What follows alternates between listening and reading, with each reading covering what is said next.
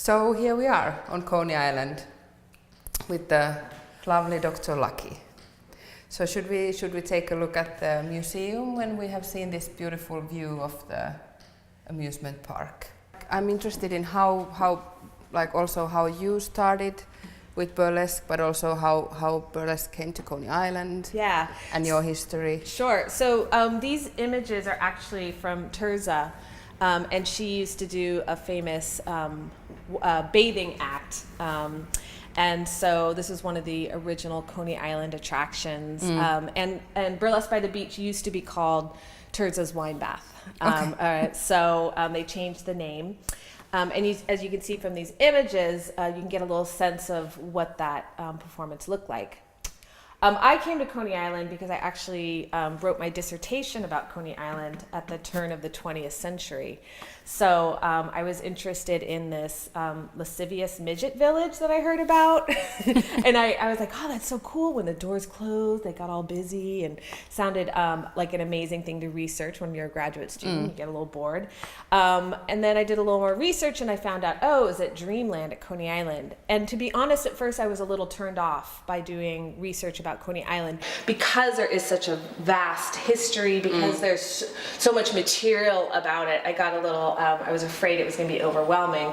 But once I started digging into it, I started to realize that the most interesting thing at Coney Island was not the lascivious midget village, though that was interesting too, but it was just the fact that Coney Island kept burning down and that it kept rising from the ashes like a phoenix, like it has a spirit that it will not ever die. And I was very attracted to that, so much so that I ended up writing about this for my dissertation and looking specifically at fire disaster spectacles that were at the amusement parks. So that's sort of how I was introduced to Coney Island. At the same time that I'm doing my research, I was in the mermaid parade, on the Angie Pontani float, and dancing on the boardwalk and those types of things. So the academic side and the sort of just like creative spirit side came together and manifest themselves in this location, Coney Island, USA, in a nice way.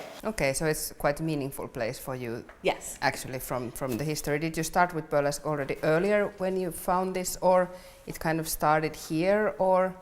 They just sort of happened at the same time, So it started happening all at once. Yeah. Okay, it's. I think it's such an amazing piece of history that has been like restored, and it's like that it can be here in its original place is really fantastic too. We also have some teeny bit of the idea of burlesque-ish things being combined to amusement parks. We have the mermaids. We had the mermaids in the Helsinki amusement park called Linnanmäki, and the girls were working there from like mainly in the 50s, but also into the 70s when it was then forbidden as a women's organization said it wasn't cool to do anymore. Right. But the girls loved it. They have been talking still about it, how fantastic it was. Such a nice job just to, meet the people, be there, like the part of the excitement, and so. But that's a very small piece of contact that has been made in Finland. And then some girls traveled with the circus, but really little. Yeah.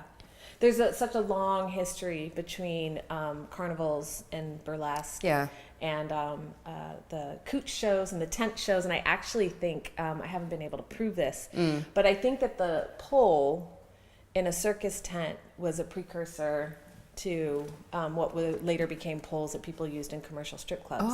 Okay. So interesting. Yeah, but they definitely connected in a lot of ways. They used to call those still days when they would go on tour with the carnivals and be in one place for an extended amount of time. So it's interesting. Yes, absolutely. Oh, I never thought about it, but of course, makes sense. Yeah. Totally. So I really like this room. It's sort of like this little antechamber, and we have the distortion mirrors and the sideshow mirrors, which are always really fun. And I love these old sort of cabinets. And this reminds me a little bit of the cabinets of curiosity, which were a precursor to traditional museums, where you would have these cabinets that would have like stuffed animals and like medical equipment and art. So these kind of, to me, remind me a little bit of that sort of historical trajectory. I love, so if you look in here, you can see some of the artifacts of old Coney Island, the Elephant Hotel. I don't know if you know about the Elephant Hotel. No, I don't know. So the Elephant Hotel was built, gosh, I don't have the dates off the top of my head, but last quarter of the 19th century. Okay. And it was a functioning hotel. And unfortunately it burned down.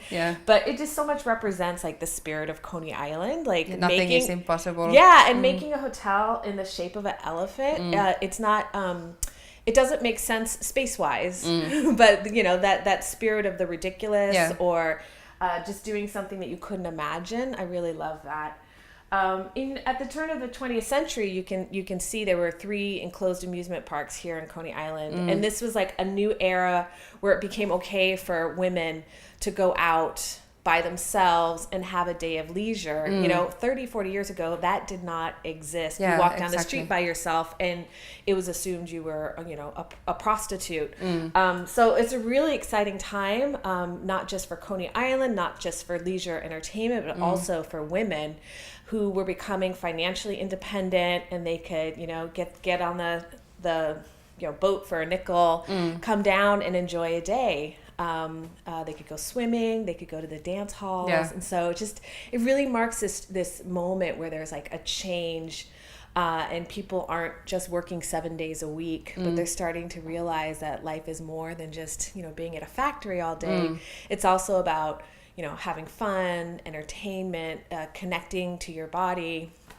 And that's what I think is really interesting about amusement parks at that time, specifically like roller coasters, is that people were experiencing their bodies in the public space and public sphere in ways that they had never done before. That's you know, true. It's like you get bumped against someone and you have to steady yourself. Like strangers were touching. So I think it was really sexy at the time, you know, and I think it was kind of screaming in public. That would screaming, be, just in sheer joy and terror and pleasure and all those things. So I think it's really interesting time period. It's very interesting when you have been talking now also, but through your academic side, how time in history, how it changes entertainment, and also here, like the liberation of women being able to enjoy themselves in public.